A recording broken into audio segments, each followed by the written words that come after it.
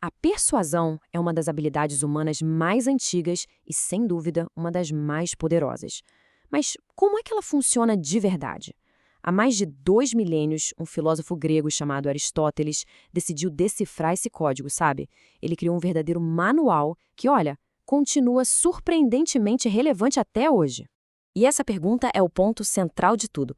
Lá na Grécia Antiga, muita gente olhava com desconfiança para os mestres da persuasão, os chamados retóricos. A imagem que eles tinham era de gente que conseguia fazer o argumento mais fraco parecer o mais forte, usando todo tipo de truque para manipular a audiência, em vez de buscar a verdade. E, vamos ser sinceros, essa má fama não surtiu do nada. O próprio Aristóteles olhou para os manuais de retórica da sua época e percebeu que havia um problemão na forma como a persuasão estava sendo ensinada. A crítica do Aristóteles aqui é bem direta. Ele viu que os professores daquele tempo ensinavam os alunos a provocar emoções nos juízes.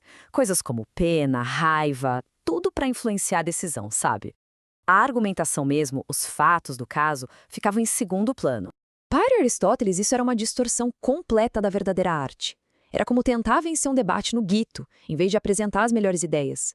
O foco estava todo errado, ignorando que para ele era a parte mais importante de todas, a lógica do argumento. Então, o que ele fez? Aristóteles decidiu reformar a retórica. Ele queria transformá-la de um monte de truques meio duvidosos em uma arte sistemática, analítica, algo que pudesse ser estudado e dominado de forma metódica. E olha, essa definição é a chave de tudo. A palavra mais importante aqui é descobrir. Para o Aristóteles, a retórica não é sobre inventar manipulações. É sobre observar e identificar, em qualquer situação, quais são os melhores meios de persuasão que já existem ali, disponíveis para serem usados. Para deixar a ideia bem clara, Aristóteles faz uma analogia ótima com a medicina. Pensa bem, a função da medicina não é garantir que alguém fique saudável, mas sim fazer tudo que a ciência permite para chegar o mais perto possível da saúde. Da mesma forma, a função da retórica não é só persuadir a qualquer custo, mas sim encontrar as melhores estratégias disponíveis para tornar um argumento convincente. Com essa nova definição em mente, Aristóteles começou a organizar todas as ferramentas que um orador poderia ter à mão. Ele dividiu as provas, ou seja, os meios de persuasão, em duas categorias principais. Primeiro, as provas não artísticas. Essas são as evidências que já estão lá, prontas. Um contrato assinado, o depoimento de uma testemunha, o orador usa, mas não cria. Já as provas artísticas, essas são aquelas que o próprio orador constrói.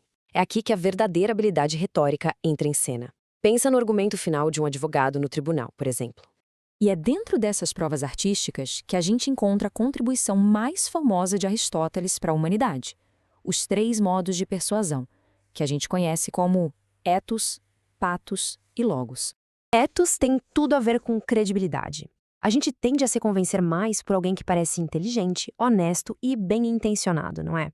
É por isso que um médico de jaleco branco parece mais convincente falando de saúde, ou um especialista com anos de carreira inspira mais confiança.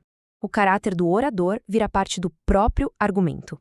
Depois vem o pathos, que é o apelo à emoção.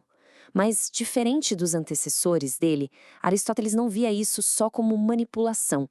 Para ele, era sobre colocar a audiência num estado de espírito receptivo, tipo um anúncio de caridade que mostra imagens tocantes para despertar empatia antes de pedir uma doação. Um bom orador entende as emoções do público e as usa para criar uma conexão com a mensagem. E, por fim, temos o logos, o apelo à razão. Para Aristóteles, esse era o coração de qualquer bom argumento. Envolve usar fatos, estatísticas, uma estrutura lógica para construir um caso bem sólido. É o que uma empresa de tecnologia faz quando apresenta gráficos e dados para provar que seu novo produto é de fato superior. Essa tabela mostra direitinho como as 3 peças se encaixam. E o mais legal é que ethos, pathos e logos não são excludentes. Pelo contrário, um discurso realmente persuasivo consegue equilibrar os 3. Um orador crível, que é o ethos, apresenta um argumento lógico, o logos, de uma forma que toca emocionalmente a audiência, ou seja, usando o pathos. Tá, mas por que ter todo esse trabalho de criar um sistema?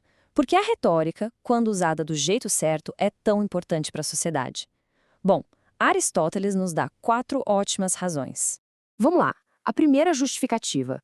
Ele dizia que a retórica ajuda a verdade e a justiça a prevalecerem, porque, poxa, elas precisam de bons defensores.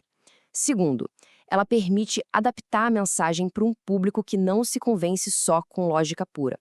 Terceiro, ao entender os dois lados de um argumento, a gente fica muito mais preparado para refutar as falsidades. E, por último, a habilidade de se defender com palavras, isso é uma forma de autodefesa essencial e, convenhamos, algo muito humano.